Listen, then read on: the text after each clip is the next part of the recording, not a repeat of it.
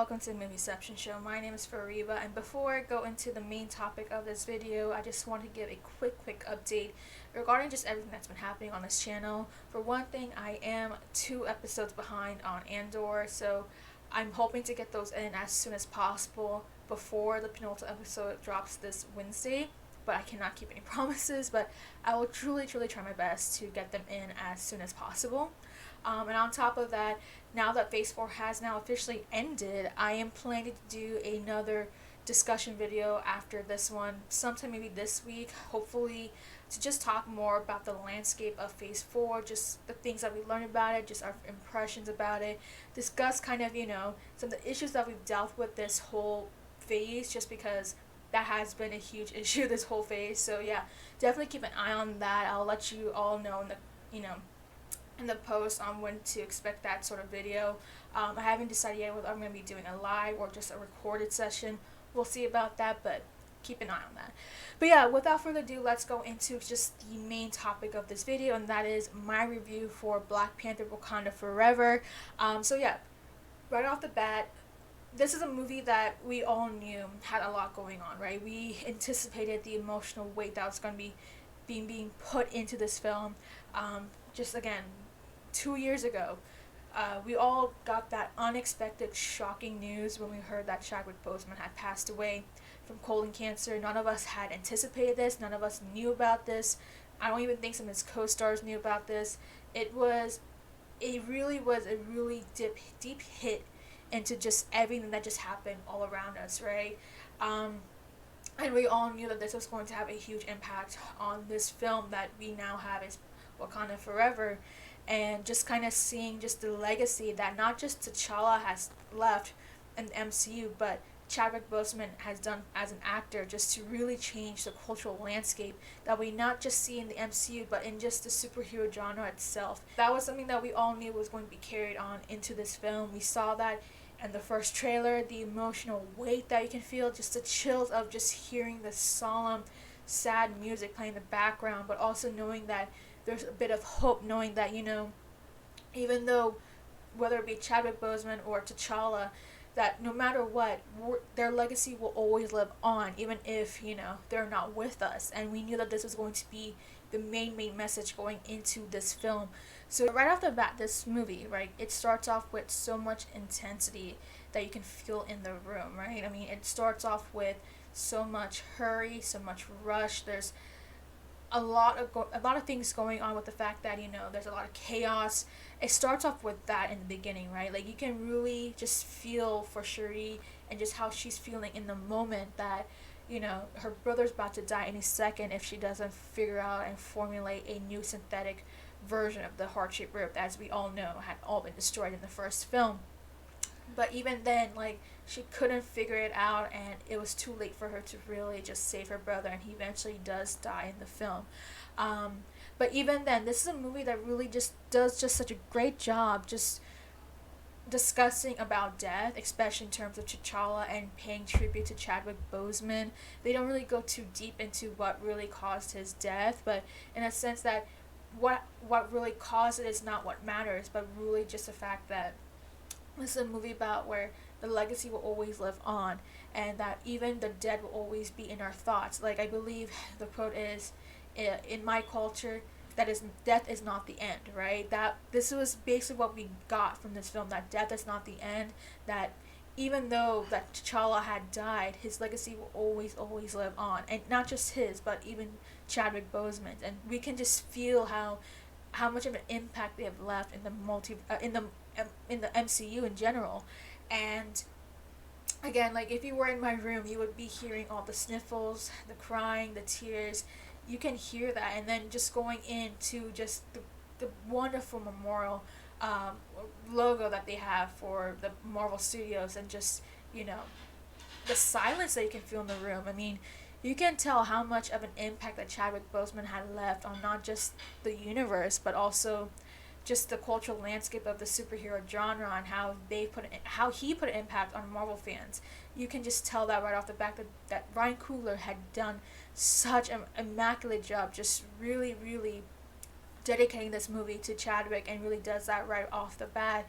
And then that this is going to essentially be the focus of this film, and how even though he has passed away, it's the legacy itself that will be more important. Just trying to find acceptance, trying to grieve, but also trying to move on, right? And in a sense, this is a movie that really kind of goes into the 5 steps of accepting death, and we see that more so with Cherie. Just seeing how she's really trying to process everything, and how this is her journey now. This is her arc. She's now the focus of what this movie is going to be about, and how that will impact the universe itself, right?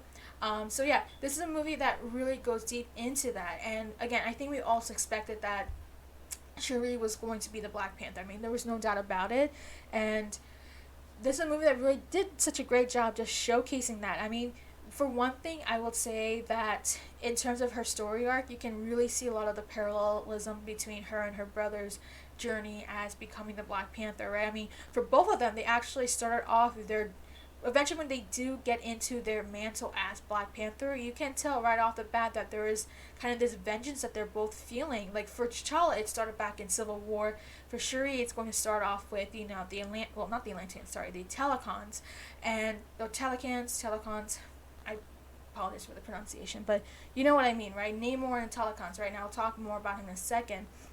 Well, you can tell just how much of the similarities there are between their arcs, although there's still a lot of differences, because again, there's a lot of things that do happen in Shuri's arc that I won't go too deep into, but it just shows just how much, just how they really dedicated, again, just the legacy of T'Challa and Chadwick Boseman himself, and just really going deep into that, right? Now, in terms of the overall film itself, I mean, this is a movie that really has its emotional weight, right? Again, like, this isn't a film that, you're gonna have, like, Thor, Love and Thunder type of humor, where it's like you're laughing every 5 minutes, even though a lot of it may feel forced. This is a movie that, they know the stakes, they know what's going on, they're still trying to grieve for their king, in this film, and this is the tone that they really set throughout the film. And I think even with the fact that this is going to be a bit more of a serious film, they still do a wonderful job of just putting in a bits and pieces of comedy that actually balance out the film in general, and not being feel too forced or random or anything like that. It really does a great job of just trying to set the pace for this film. Overall, I think they do such a great job of just showcasing this emotional weight that's going on throughout the film. We see that right off the bat, the high stakes. There are things in this film I did not anticipate was going to have a much bigger impact in the phase itself, which I'll talk more about in a second. But, I mean, this is a film that really, really carries so well because of the performances. I think the performance from Letitia Wright, from Angela Bassett, even Lupita Nyong'o, and from Tenoch Huerta, they all do such an incredible job in this film. Just manifesting the emotion, their anger, their grief, just everything about this film. You can tell, like, they're putting it all out for them. I think of all of them, I definitely think that Bassettt will have a really high chance of being nominated for an Oscar, because this is a movie where we really see her just taking it all in, just that she's now the leader, she's the one who has to, as much as the fact that she is the queen mother, she's the one who just lost her son, that now she needs to take on the responsibility of trying to keep the nation together, keep it stable, and also knowing that, the world around them is now going to try and take advantage of them, knowing that they've lost their protector and they don't have a Black Panther, at least at that moment, that she's now the next line of defense of trying to make sure that nothing happens to her country, and that no other nation try to destabilize them, because of the fact that they do have one of the richest, valuable mineral they have in the world, and now everyone's hungry for it. And we really get that being set up right in the beginning of this film. We see Bassettt just do such an incredible job of just really manifesting just what she needs to do as the queen to really keep everything together, and just how she feels as the queen of Wakanda, but also what she has to deal with as a mother, knowing that she only has one person left in her family, and that is her daughter. Let's also talk more about the villain itself, right? I think Tenoch Huerta does a great job of playing Namor. He really sets just the idea of who he is, what he wants, his motivations, what he feels. And the thing is that this isn't a typical, antagonist that we're going to see in this film, right? He's not really a villain per se, but he's just a leader who's a lot more nuanced. He's just somebody who wants to protect his people, and that's something that you can really feel from it for that. And it's like, okay, he's not gonna be the one-dimensional villain that we're always gonna see. This is someone who's a lot more complex. Someone has a really really important motivation that we feel is going to play a big part in the MCU probably in the future at some point. We don't know yet, but with that being said, the whole character of Namor is great. Like I think that just right off the bat, you're so immersed of who this character is. You're so curious to know who or what he does, his intelligence, just the things that he does. Right, it really gets you like. It really keeps you focused and captivated about who this character is, especially for anybody who doesn't even know who he is. So for anyone who's a bit more casual fan, they'll still be they'll still be engrossed by who he is, what he does, and knowing that he's not, again, a one-dimensional villain. I think that Coogler does, again, a great job of showcasing that character. Just like the same way they did with what he did with Killmonger, right? I mean, with Killmonger, yeah, he was... I mean, I think compared to, Namor, Killmonger was definitely a lot more deadly. He was more menacing. He was more vengeful.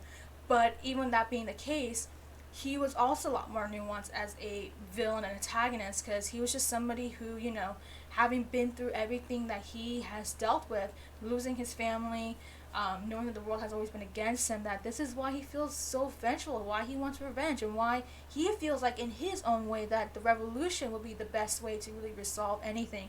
And that's what he felt. And we see kind of, not just like the characterization, I think Namor is definitely different from Killmonger, but we do see kind of this nuance again that, not all villains are one-dimensional. They're all not menacing. There's always an arc to them. There's this complexity about their whole origin story that really makes them a lot more of a complex villain than we typically see in just any superhero genre, right? So yeah, I think that Namor was a great character, great addition to the MCU. I think Coogler does a great job of doing that. Again, I think another great character that we do see for the first time is Riri Williams.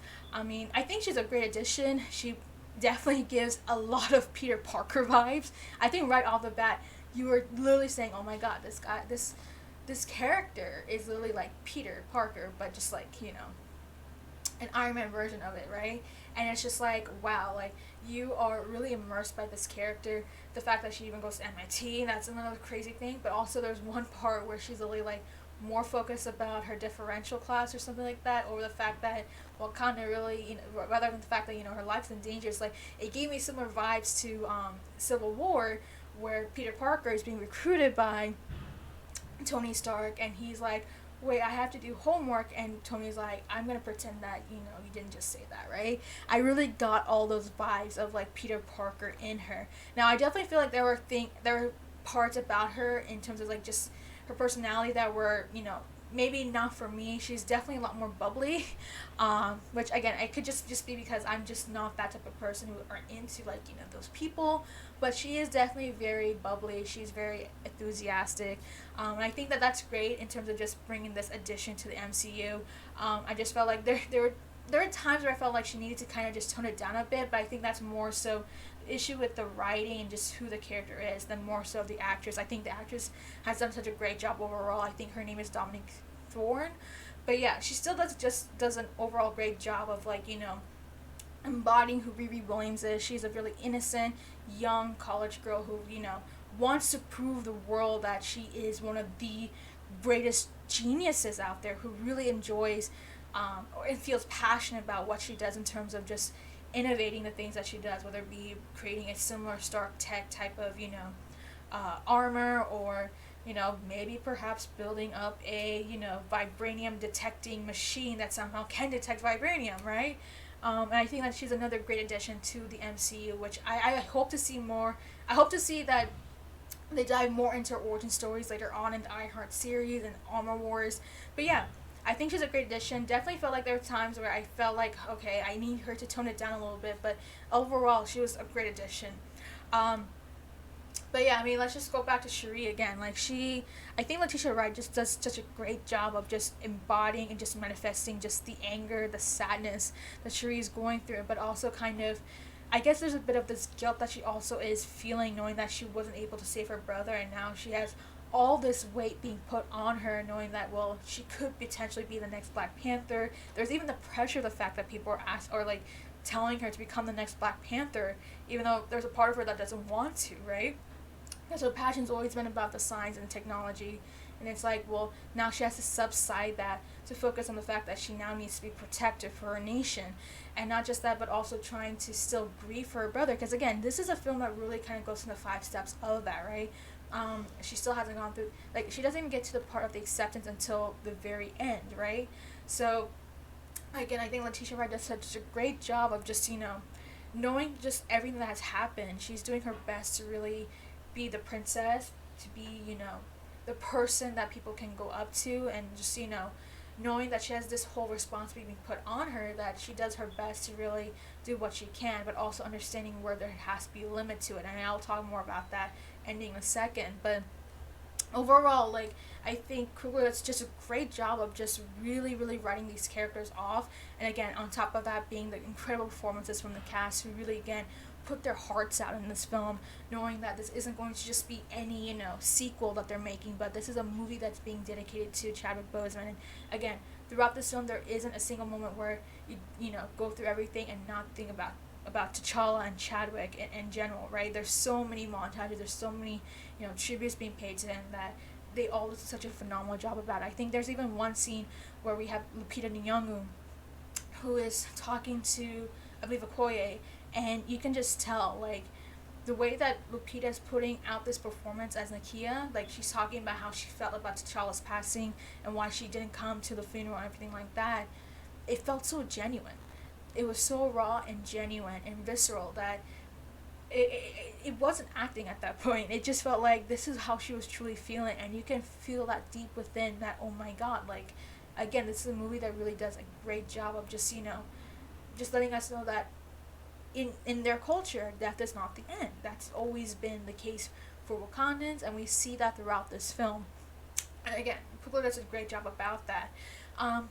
Even with all the positives, of course, like, I think in terms of just comparison to the first Black Panther film and just, like, how I feel about it, I think the first Black Panther film is still a lot better than the sequel. I think in the sequel, because it was a 2-hour and 40-minute film, that there are parts of this film where it does kind of drag a bit too much. Like I think that the parts about the Talokans and kind of giving us an idea of who they are is great. I think that there could have been some parts that would have been shortened, and there's some elements of, like, kind of the middle part of the film that really did kind of drag a little bit. But and I feel like that kind of led to some of its flaws in this film. Like, I feel like even with everything that was going on, that there were definitely some flaws I was seeing here and there with just kind of the more technical aspects, especially like the pacing being a bit too long. I think my bigger issue is more so the final act, where, yeah, after everything that we've been through, I think they do, again, Coogler does a great job of setting up the stage for this film, letting us know how the Wakandans are feeling and all that. I think the one part that I felt like I really didn't care as much, although it could be very significant, is the whole part with Everett Ross and the CIA and all that sort of stuff, which, again, like, I'll talk about more in a second in the kind of the ending, but I feel like I didn't really care about those parts of those subplots. That I just felt like, it's great. I mean, I know they're trying to put in Ross into this film because he was a big part in the first movie, but I didn't really care about it. But it does kind of give us a bit more idea what's going to happen in MCU, which I'll talk about. Yeah, I think that I feel like it's the final act where I felt like things really faltered a little bit, just because, again, it felt like it was just a repeat of Black Panther 1 in some of the sequences. There wasn't anything too new about it. It just felt really generic with the whole action sequences itself. Like, it wasn't as I want to say exciting, but it wasn't as, as well thought out. Like, it didn't kept me captivated as I did with the first Black Panther film. Like, at least with the finale for Black Panther, it really kept me captivated. The fact that, okay, we're about to have, this, the fact that T'Challa had survived, like, he's about to go and fight for his nation. We do see a similar sequence with this in Black Panther 2 as well, but I just felt like it didn't have that same level of entertainment, or that same level of engrossment that I would have wanted in this film, right?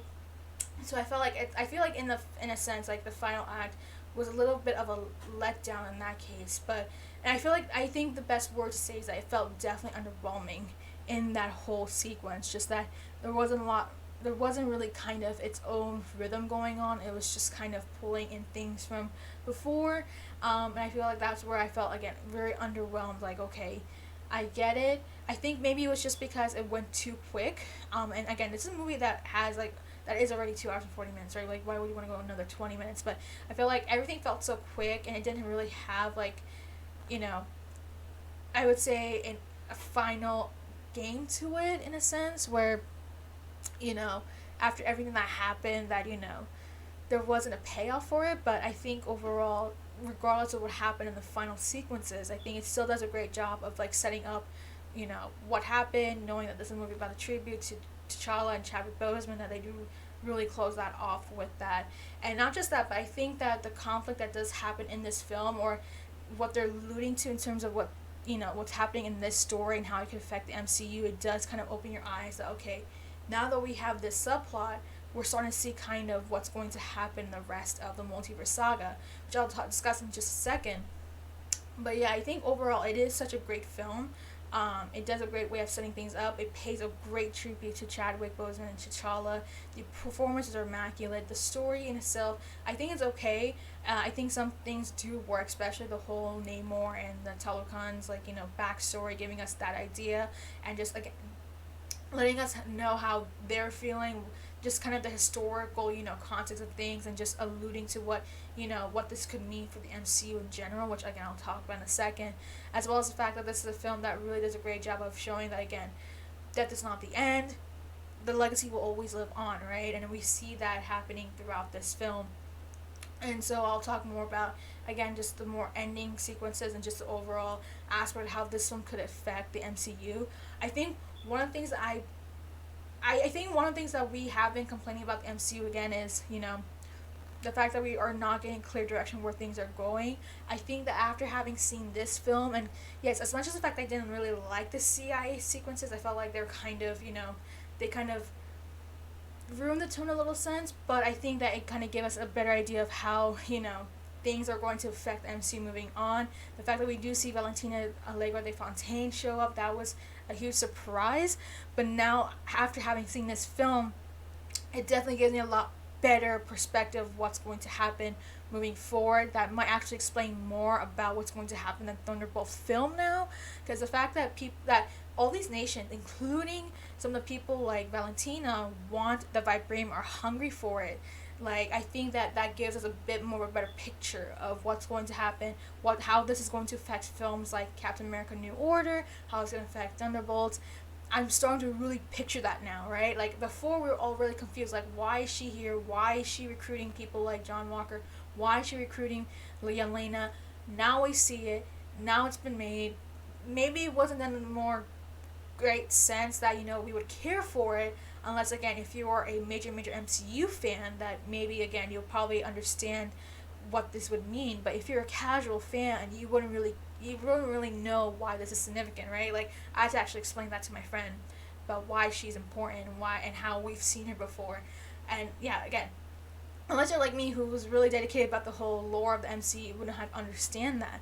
But now that, having seen this film and just connecting the dots to it, I now have a much better picture of what's going to happen moving forward. And I won't dive too deep into this now, but I'll talk more about that in just kind of the general phase 4 you know, discussion video I plan to do later on. But that gives us a better idea, right? I think they at least this movie did, you know, clear off some of the plot holes that we were having in terms of the MCU in general. But again, like, it did kind of ruin the pacing a little bit, which, again, I felt like that was where I felt a bit underwhelmed in terms of just the whole overall story plot, the storyline, and how some of the subplots didn't really work for this film. Which, again, regardless of that, I think that this is still a really good MCU film, at least even in the context of Phase 4 in general. I think that this probably is one of the better ones, or one of the best ones, just under, I guess, Shang-Chi at this point. But yeah, that was just the one thing I wanted to mention. And again, let's go kind of talk about the ending itself as well. Again, I had a feeling that T'Challa had a son. There's always a son. I feel like that's another thing I was about to say about this film, is that there are a lot of predictions. There are a lot of predictable things about this film, and I knew that there was going to be a son somewhere. I also had a feeling that, you know, Michael B. Jordan was going to be in this film as well, because I feel like there's always going to be him somewhere, somehow, and I feel like, again, that might just be more so the illusion that because it's a movie about paying tribute to T'Challa, that was kind of necessary, so I will give a pass for that, but yeah, I had a feeling there was going to be a son somewhere, and there is definitely a son. T'Challa did have a son with Nakia, who goes by Toussaint, which, if you know the historical background of it, you understand that, but which I caught. But yeah, but his actual Wakanda name is T'Challa the Second, which, again, paying tribute to Chadwick Boseman, right? Like, even the fact that there were some predictable moments in this film that I really, I had a feeling about, I think it was okay.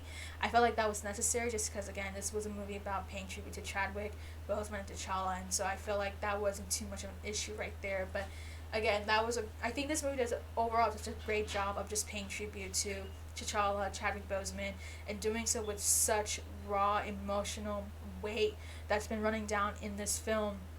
And they do such a great job of doing that. I think that this is one of the reasons why I think this movie is something that you can really enjoy. I definitely enjoyed it. I think overall, again, even with some of its flaws that it had in more like storyline senses, I still think it all worked overall, more so because of the fact that the performances were just immaculate. The emotion and weight was there. You can just feel the intensity in the room, and again, I think they do such a great job of giving us an idea who Namor is, the nuance of it, and just, again, showing how not everyone is one-dimensional, right? I think that's one of the greatest things about writing these superhero films, is that not everyone is one-dimensional. Everyone, there's a lot more nuance to them, there's a complexity to them, and we do see that with not just Namor, but even with Shuri herself, like, kind of in a surprising way, that which I'm not going to go too deep into, but we do see kind of that being manifested by the end of this film.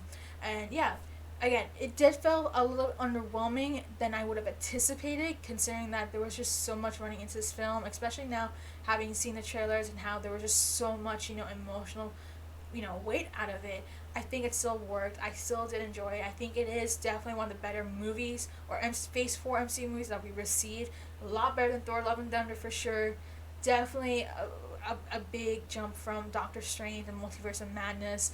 Probably not in Shang-Chi's level. I think at this point, the best MCU movie of this phase is Shang-Chi. I think Shang-Chi did something just incredible in its own way that I think it really set its own bar. But regardless, right, I think Wakanda Forever does such a great job of really just showcasing the story about Wakanda, the Wakandans, how the people are dealing with it, how they're trying to deal with the death of their king, how they're trying to solve it, and just also dealing with the overall issues that's happening worldwide and how they need to defend themselves. And again, I'll talk more about the whole Phase 4 aspects of it, but that's all I really have to say about this film. If I really had to rate it, I'll probably give it like a 3.5 at best. Again, I think the best part about this film is literally just the incredible cast. They really just pulled it off, and I think Ryan Coogler, again, has really just done it again. So yeah, that's all I really have to say about Black Panther: Wakanda Forever. I think it was a good film overall. But let me know what you think. Have you seen Wakanda Forever this past weekend? What are your thoughts? How did you feel about some of the sequences? What are your, opinions about some of the more tribute scenes that they've left for T'Challa and Chadwick Boseman?